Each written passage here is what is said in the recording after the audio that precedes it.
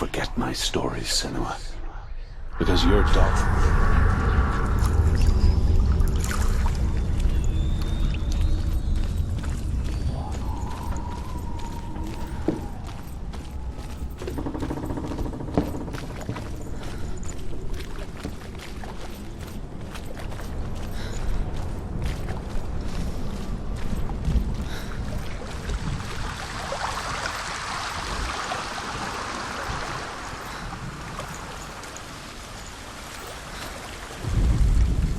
The Northmen speak of 9 worlds. The world of men. I guess it's the same with heights. You can stand on the edge, pretend it's going to be okay.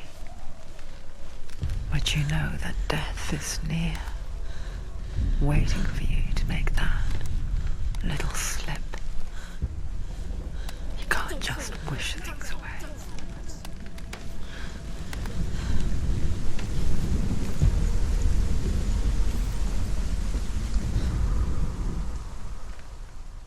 The world of the dead is ruled by the giant She needs head. to challenge the gods. She has to fight 2 gods first. 2 gods? 2 gates. Which will she choose first? One of them will kill her, I know it. She's going to die. Uh-oh. The Northmen say that in the beginning there was nothing but darkness.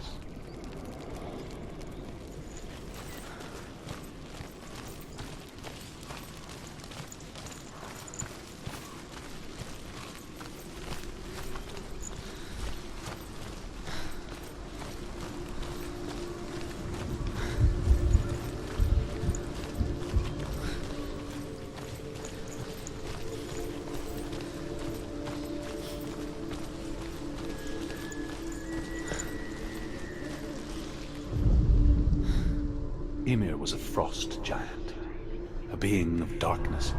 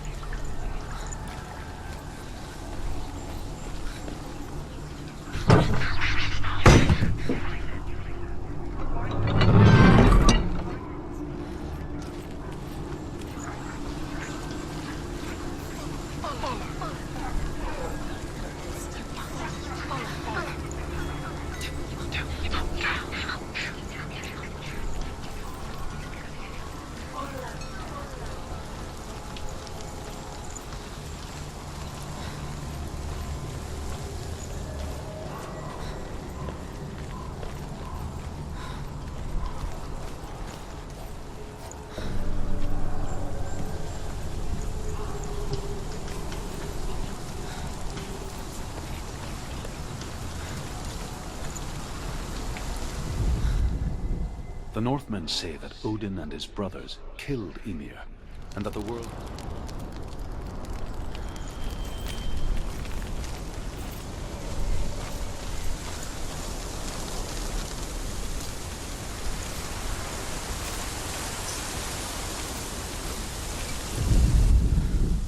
The Northmen say you must sacrifice in order to receive.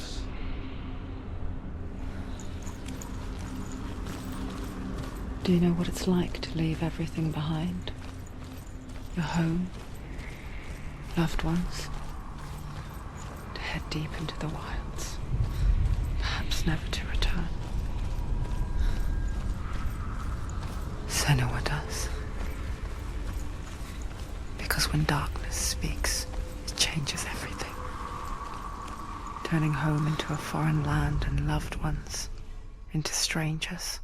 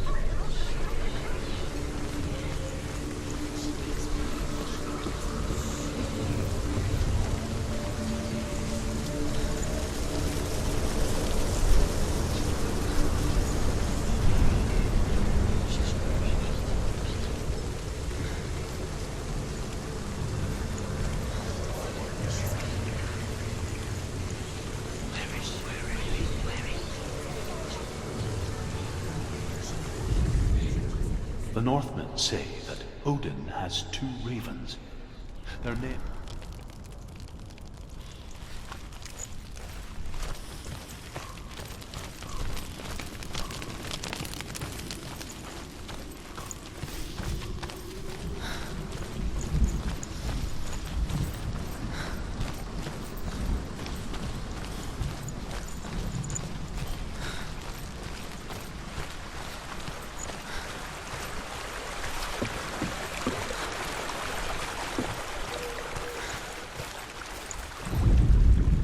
The Northmen tell this story.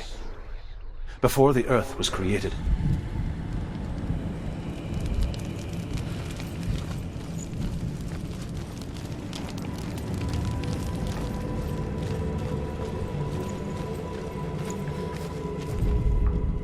the Northmen say that the defender of Muspel is called Surt, the foremost of the fire giants. His name means the Black One, because he is like something burnt. The Northmen believe that he sits at the border of Muspel with his flaming sword, and at the end of the world he will leave his post.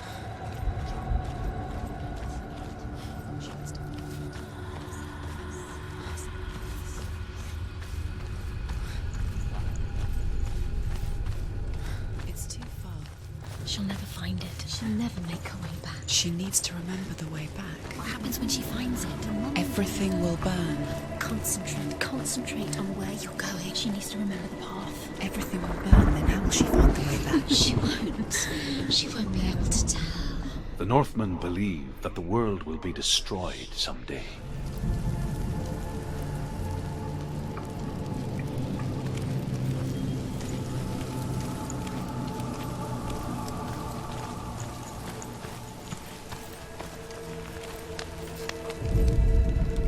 The Northmen say that at Ragnarok, the sons of Muspel will travel.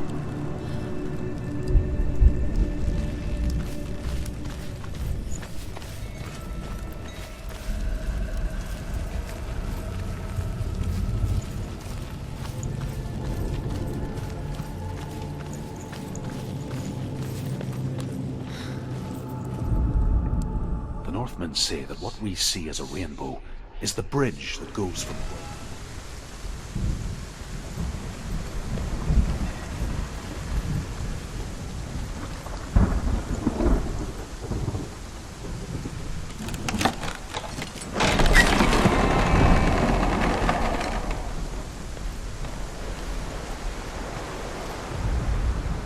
However you come to the gold-covered bridge that leads to Hell, you may find it guarded by a giantess.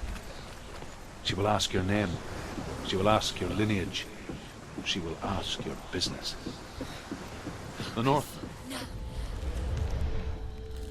who leapt into fire and rode to Hell to join her slain love Sigurd, and is challenged by the giantess.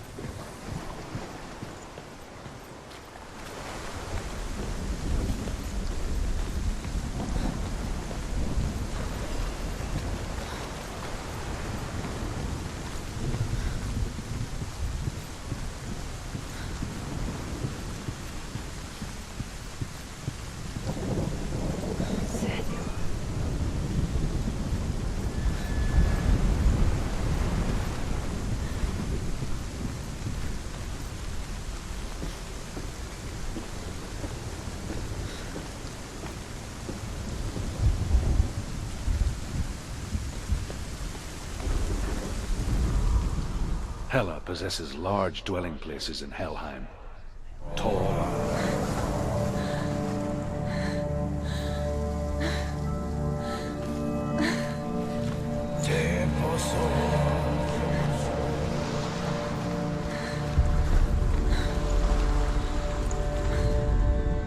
The Northmen tell of a great hero. His name is Sigmund. His father's hall was built around a great tree, and one day, Odin comes and thrusts a sword into the tree, a gift to whomever can listen. Many try.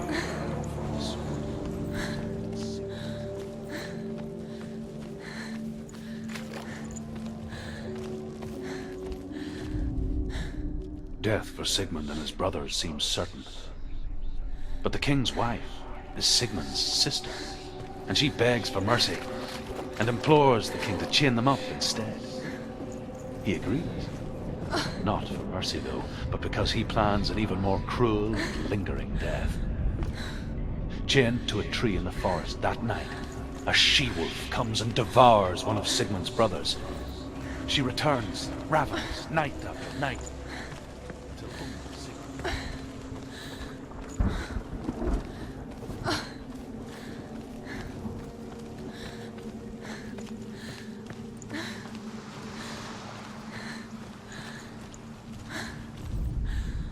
As the she-wolf licks the sweet honey from Sigmund's face, he bites the wolf's tongue. The she-wolf pulls away, but Sigmund holds on. The chains break, and he is free. After his escape, Sigmund lives like us, hidden in the forest. His enemy, King Siggeir, believing him dead, as his sister.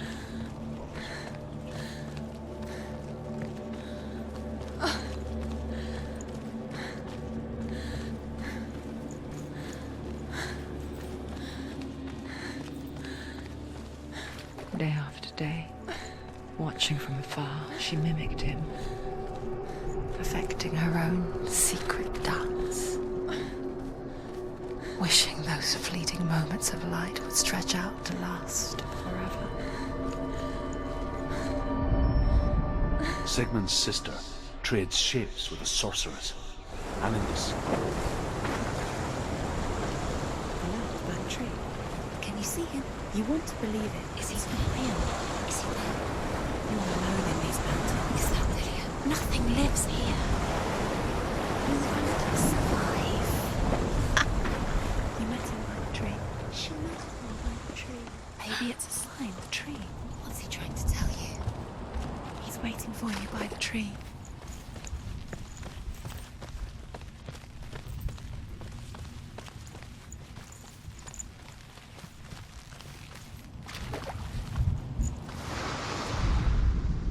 As Sigmund and Sinfjotli are being buried alive, Sigmund's sister throws an armful of straw into the grave mound.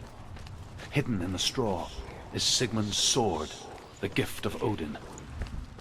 They cut their way out of the grave mound and set fire to Siggeir's hole. The king.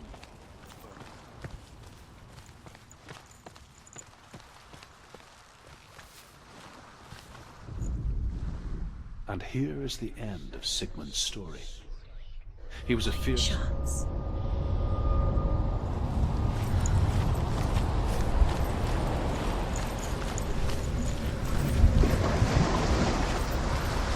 Where is it? Find it. There it is. Focus. There's the shard. Focus. Focus. Use your eyes.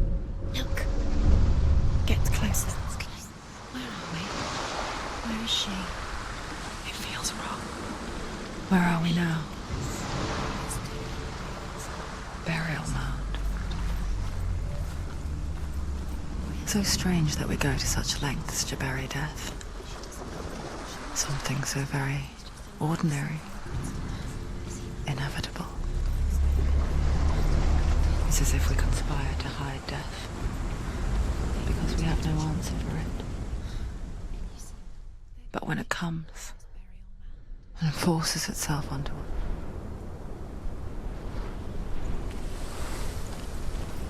don't go in there. Go in. You have to go in. Take the torch. It's too dark. Take it. This will help you. Careful. You have to be able to see.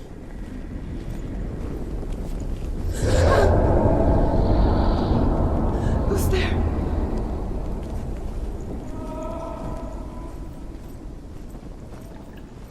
Dillian, I'm here. I'm here for the trials. Like when we I'll first find met, him. remember?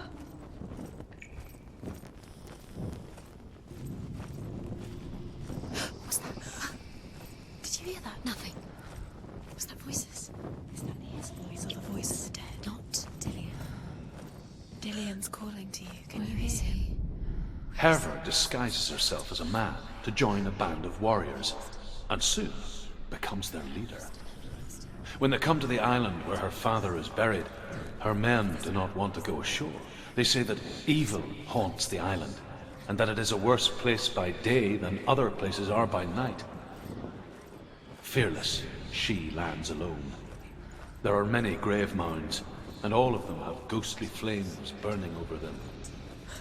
She comes to the grave mound of her father after passing through these ghostly fires, as though they were mist. I can hear him. Down north into hell. Within the burial mound, Herver calls on her father to wake from death and bring her his sword. She says that it is not seemly for the dead in their grave mounds to bear valuable weapons. Her father answers with words of warning. You go to your doom.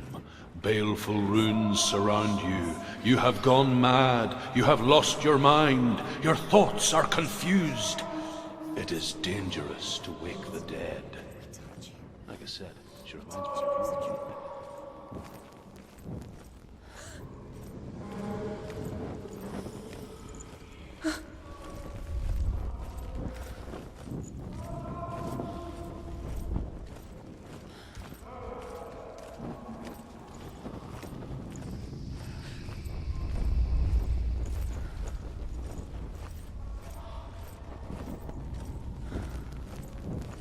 Doesn't sound like Dillian. What's happening?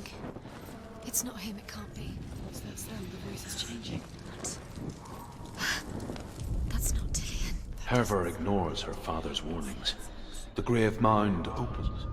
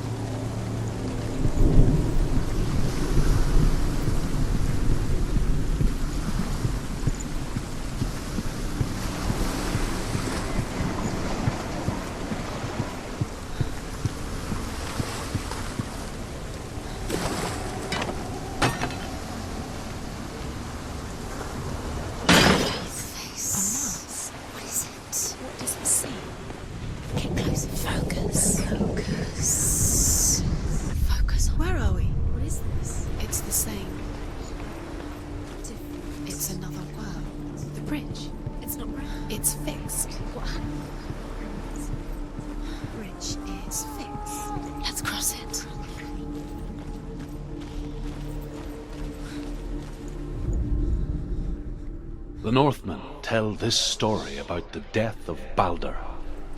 It begins with dark dreams. Night after night, Baldur dreams of his own death, and the gods fear for his life. So Baldur's mother makes everything in the world: fire, water, iron, stone, earth, wood, beasts, birds, serpents, poison. He's close. He loves you. Dillian, we're here. Dillian. Father of heaven.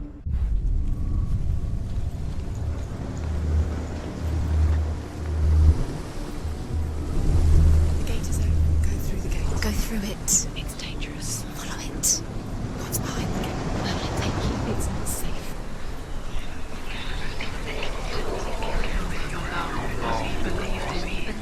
Dillian. There he is. There he is. What are you waiting for? Quick, find a way. Find him. Where is he? Where's he gone? We're in the wrong world. He's not here. She's in the wrong world. He's not in this world. He's in the other one. He's in the other one. He's in the dark world. the dark. The world once seemed so simple. Black and white. Darkness and light. Narrow dividing lines of our own making. Dillian taught her to see further. To peek through the cracks and see the worlds of color stretching away from the gloom. And Senua explored new paths into the unknown. Is it really true that all things promise to keep him safe? I did not ask for this. Meeting him out in the tree.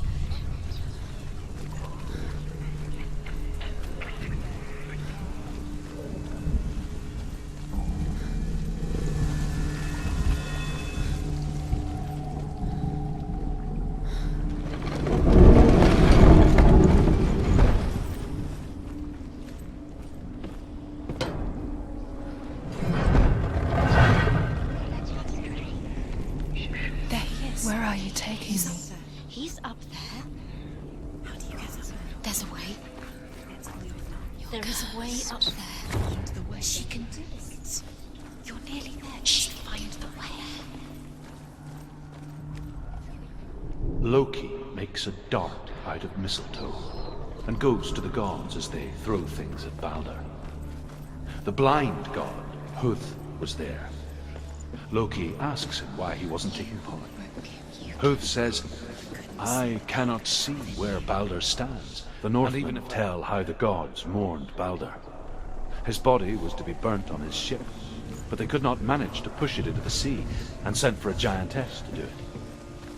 She comes riding a wolf and has vipers for her reins. She pushes Balder's ship into the sea with such force that the ground shakes and the rollers burst into flames. When Balder's wife sees his body carried onto the ship, her heart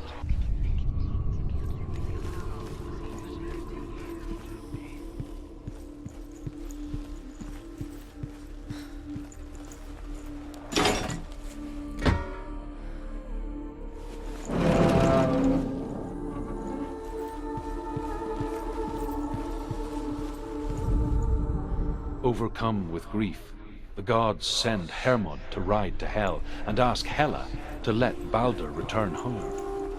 All the gods are weeping, he says. Are they? Asks Hela. We shall see if he is truly missed. If everything in the world will weep for him, he shall go back to the gods. But if even one thing refuses, Balder stays with me. The gods send messengers everywhere. Weep for Balder. Do you know? Was it worth it? You must be alive and did it. Does he deserve to be dead? Does that make you feel?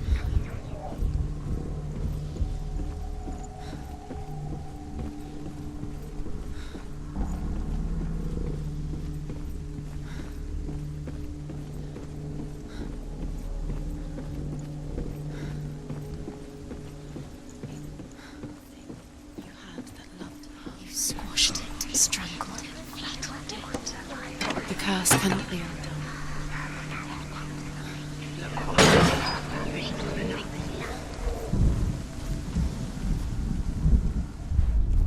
Remember Dillion?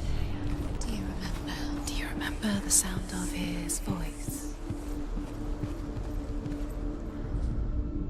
The Northmen tell how the gods punished Loki for Balder's death.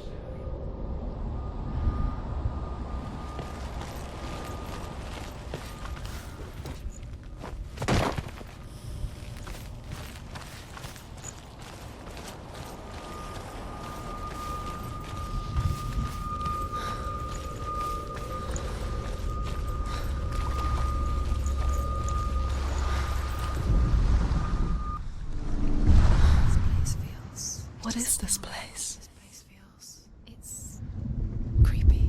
creepy. It feels wrong. It feels strange. Where is it? Where are we? There he is. There Dillion. he is. The light. Go towards it. He's in the house. He's Find- going in. He's disappearing. Follow him. Don't let him disappear. It's a test. Like the old warrior trials. Dillion will help me. The stench of rot. She can almost taste it. Do you smell it? No. Don't worry. Not everyone can. It was a warm spring day when she went to the river with Dillion and the others. For the water. She could taste the rot. But no one else could. She knew something was wrong, something sinister. She begged them to leave, but they just laughed at her.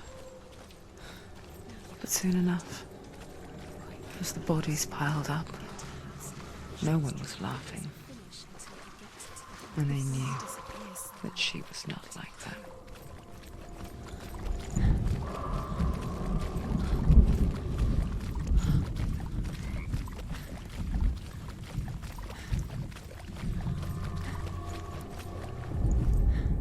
The Northmen speak of a death moon, a light shaped like a half moon that appears inside a house and goes around the walls.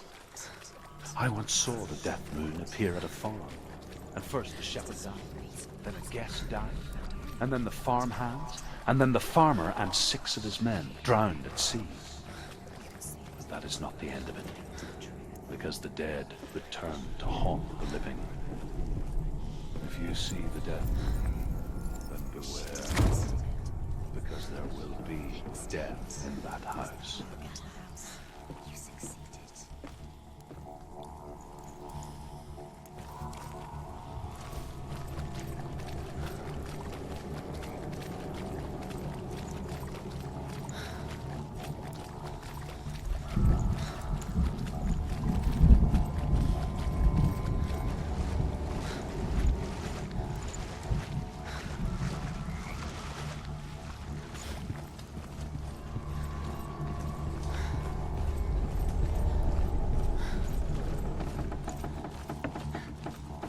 Senua! Come to me! Where are you? I'm here! I'm right here! Are you in there? I have to find him. There was a Northman called Grettir, big, red-haired.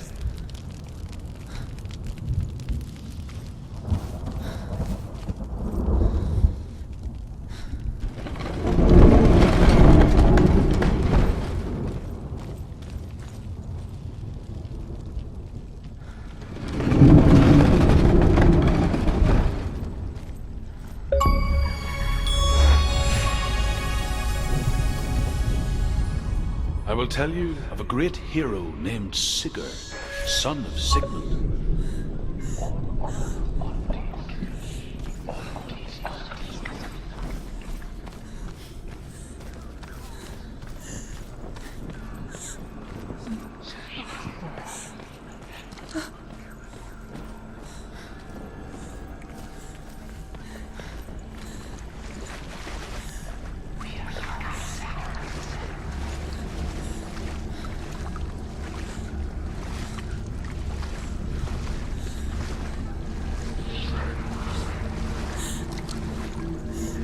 She can do it.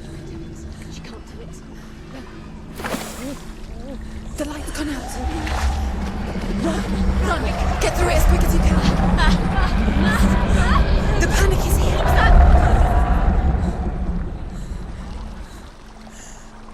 Run!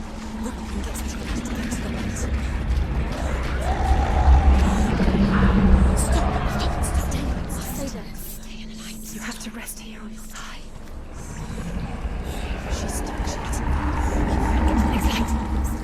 Look. Fire. Fire. She has to go towards it. Light. She won't make it in time. Freya, she's too. She will. She has this. Take it. It'll keep you safe. You can see. Now she can find through. She can light it. Keep the light. See it. She has it. Where is it? Now you're free to search. Rain the dwarf's sole desire is to possess this dragon's accursed treasure, and he uses Sigurd to reclaim it. He tells Sigurd the story of Fafnir's gold, and the good-hearted hero promises to slay the dragon if Rain would forge a strong sword for him. Sigurd remembers that his father once possessed a sword given to him by Odin. Odin broke the sword to bring about Sigmund's death, but Sigurd's mother still has the pieces. And so Rain reforges the famous sword. Sigurd uses the sword first to avenge his father, and then he and Rain go in search of Fafnir. The dragon Fafnir is so large and deadly that it would be impossible. And now everybody is dead. Because of her. It's all her fault. All Weak. She should have known. She should have. Why doesn't she learn? Maybe she learns. She doesn't understand. now the darkness has Dillian's soul. And it will take it. And never. Although Sigurd kills the dragon, Rain wants to keep Fafnir's gold all for himself. Rain also wants the strength and wisdom of the dragon, so he drinks its blood and asks Sigurd to roast Fafnir's heart for him. Sigurd does so, but when he touches the roasted heart to see if it is done, he burns his finger. Without thinking, he licks his finger and tastes the dragon's blood. In that moment, he understands the language of birds and hears them talk nearby. Sigurd's newfound power lets him hear the birds speak.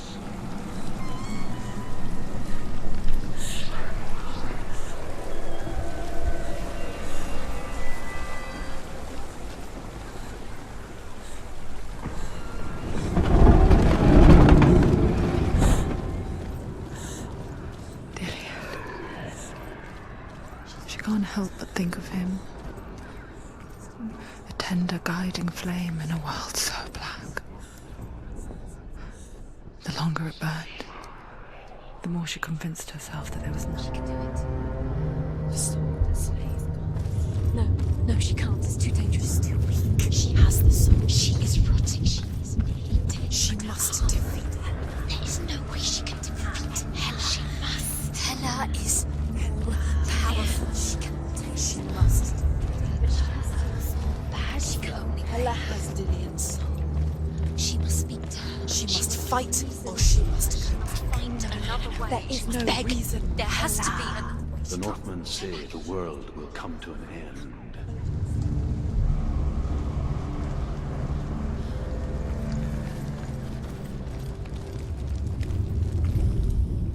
The Northmen say the gods will fight their last battle at Ragnarok. Their watchmen will blow the horn that can be heard through the whole world. And Odin will speak with the severed head of Mimir, which gives him good counsel. The land of the giants will thunder with the sound of their army on the move. The gods will assemble. The dwarves will leave their stones. The frost giants will come from the east. The Midgard serpent will turn up the waves. The Northmen say that at Ragnarok, the gods will face a ship full of their foes, which Loki has steered to Asgard. It carries the fire giants, the wolf that will eat the sun, and all kinds of dark creatures. Surt will join them with his sword of fire. The cliffs will crash. Trolls will walk the land. Men will tread the road to hell, and the heavens will split open.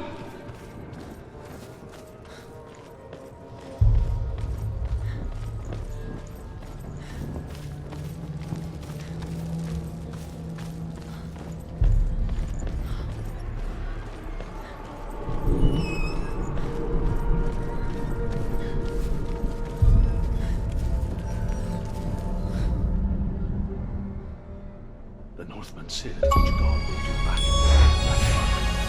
Odin will fight the monstrous wolf and be killed, but his son will avenge him and plunge his sword into the heart of the beast.